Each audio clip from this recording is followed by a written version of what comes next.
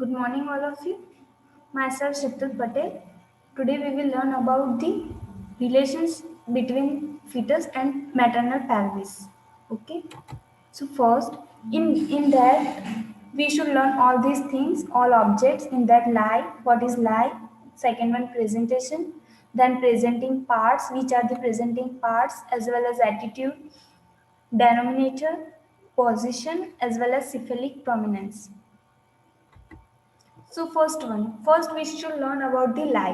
What is the lie? Definition of lie in that it is the relationship between the long axis of fetal ovoid to the long axis of uterine ovoid. Okay, so there are the relationship between fetal ovoid and uterine ovoid.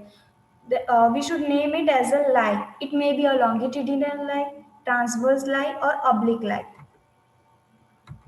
You can see in the picture it is the oblique lie, right?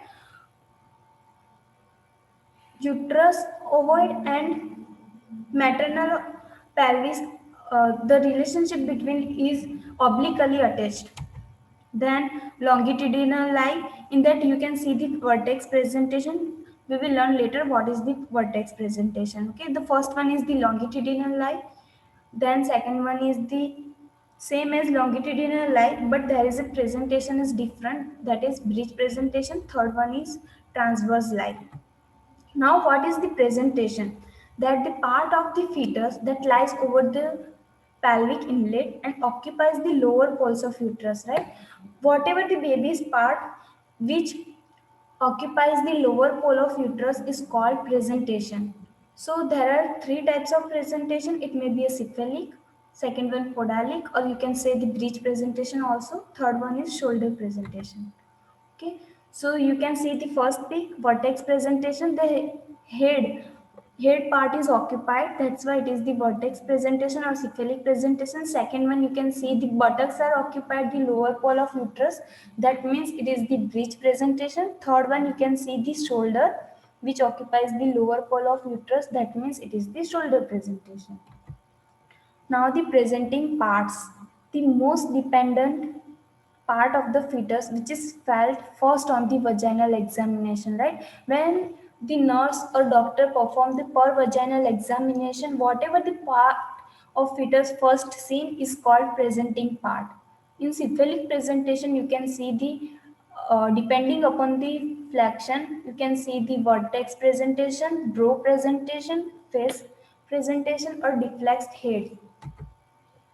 You can in picture you can see the first one is the well flexed presentation, second one is less well flexed presentation, third is brow, half front area, half face, then lastly is fully face presentation.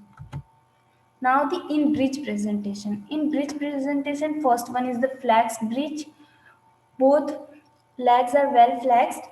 Fetal legs may be a flexed. Then second one is extended bridge. Legs are extended at knees. Then the last one is the footling bridge, that completely extended. Now the fetal presentation, in that head presentation and bridge presentation. It is the difference between these two presentation. First we will see the cephalic presentation.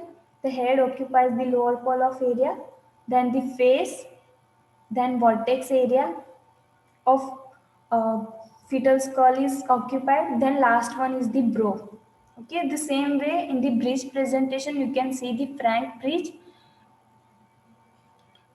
Frank bridge means there is a extended legs from knees.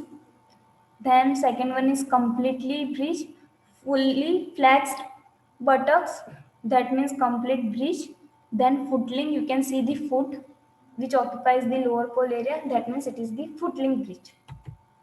Now the attitude, the relation of fetal parts to each other, how the extremities are related to each other. Okay, so it may be there are two attitudes in that flexion and extension.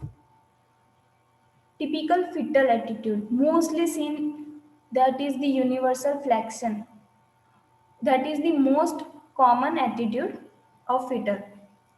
First one is universal flexion with head flexed. You can see in the picture also. The head is well flexed over the chest, arms and legs flexed in front of the body, and back curved forward. Back also curved forward. So it is the typical universal flexion procedure, flexion attitude.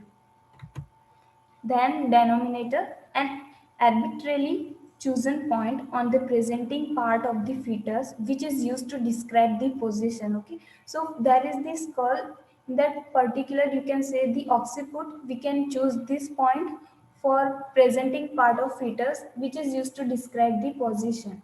By choosing occiput, by the relation of occiput to the pelvis area, you can identify the position of baby. Position, the relationship of the denominator to the four quadrants of maternal pelvis. Okay, so in vertex presentation, you can see the left occiputo anterior, left occiputo transverse, left occiputo posterior. The same way on the right side, right occiputo anterior, right occiputo transverse, right occiputo posterior. In peak, you can see occiput is on the anterior area of mother. That's why it is occiputo anterior. It not lie on the right side or left side. That's why it is the occiputo anterior.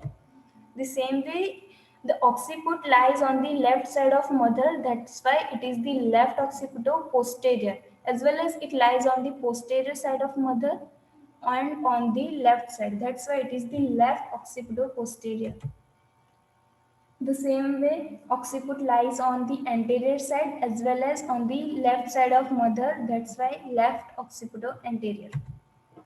In this slide, you can see the occiput lies on the transversely, not transversely as well as on the left side. That's why left occiputo transverse.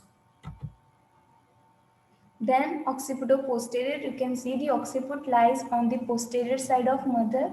That's why occiputo posterior.